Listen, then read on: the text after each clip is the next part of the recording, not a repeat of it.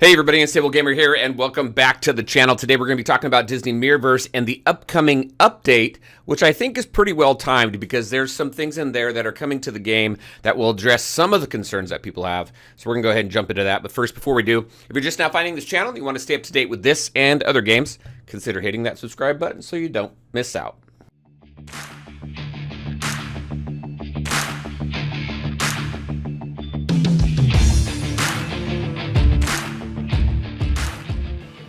All right, and welcome back. Okay, I said that this update answers some of the concerns that some of the players have had and they have voiced in my comment section of my previous video and other videos actually. But if you haven't seen my previous video, I did put a video out on why I think this game is going to be around for a little while and why it's at the upper end of Disney mobile games. So if you haven't seen it, go ahead and check it out. It's right here.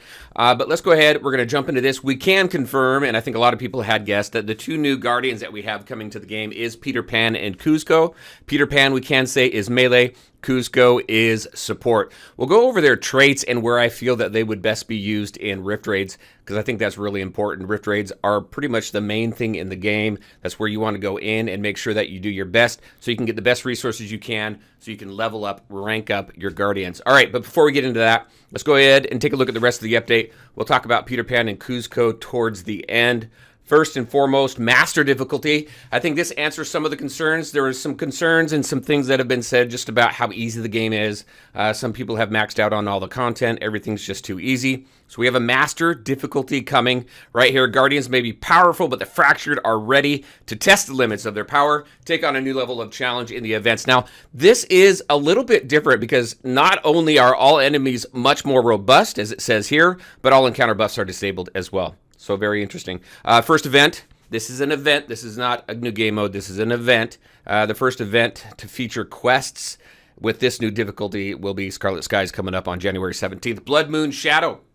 Someone had also mentioned, what about 1v1? Can we make 1v1? Can we redo that a little bit? I think this answers that as well. It's a new type of event. Again, not a game mode. It's an event coming to Mirrorverse, the Blood Moon Shadow. Here, players can only bring one Guardian to face enemies that only use heavy and special attacks. However, don't let your guard down. Your opponent's attacks are much more deadly than usual. So we got a 1v1 here that's much more difficult than what's in the game. Again, it's an event, not a game mode. That is going to be Blood Moon right here. That's coming out on January 22nd. Very interested in checking that out. So we got a couple of cool things coming. We got some harder content, which I think, again, answers some of the concerns that some of the people have. Dangerous Dungeons, got a little bit of an update here. So updated the maximum inventory. Also fixed an issue where if the dungeon event expired, but players had no points on the leaderboard button did not appear. So they fixed a little bit of issues there. So you can see the maximum quantity of the different types of consumables there as well.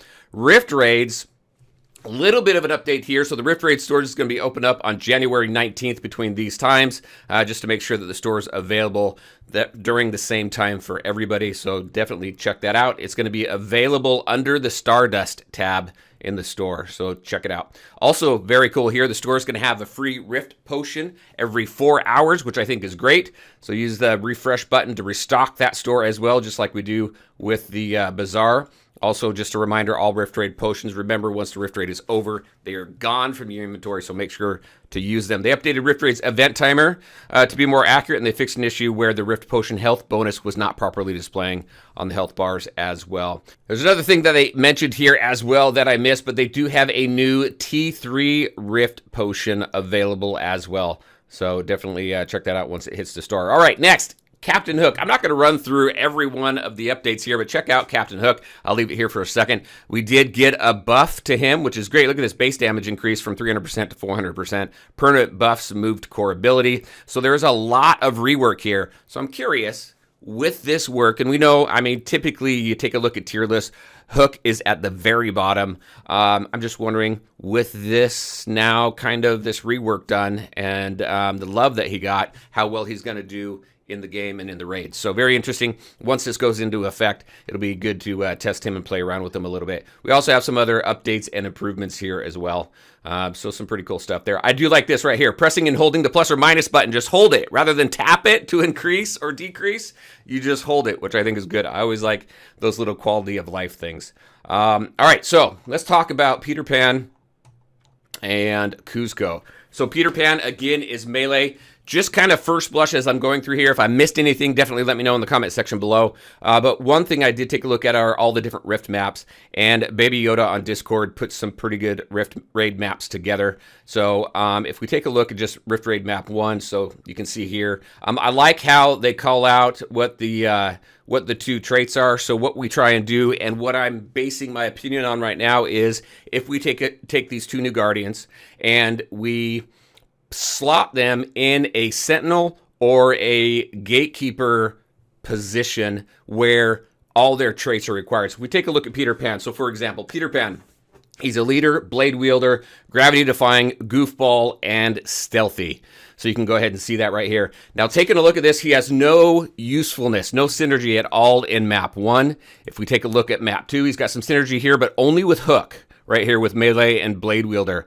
And then as far as map 3 goes, he does have some synergy here. He does have some usefulness with Mulan because he is right here, blade wielder and leader.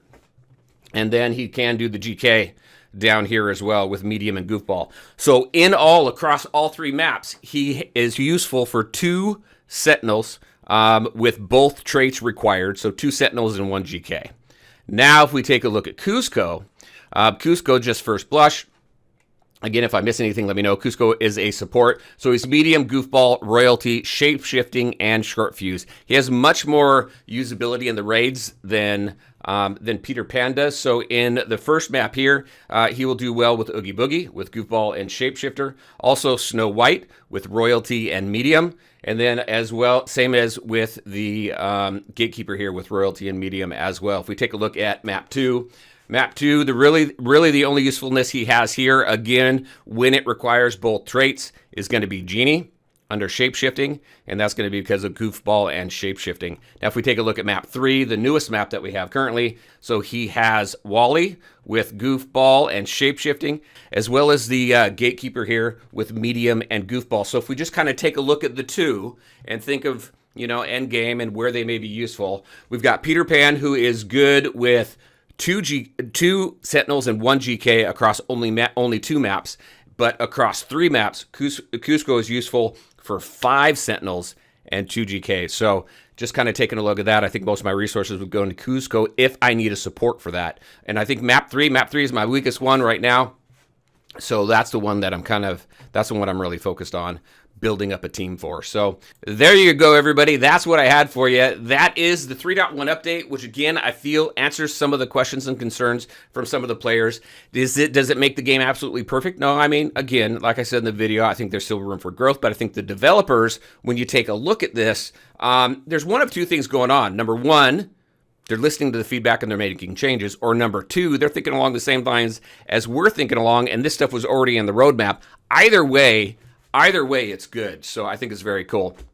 So I'm very excited to see where this game is going and what else the developers have to throw at us. All right, everybody, that is what I had for you. As always, I want to thank you all for taking the time to watch the video. If you liked it, make sure to hit that like button and share your thoughts and questions in the comment section below. Take care, everybody, and we'll talk to you next time.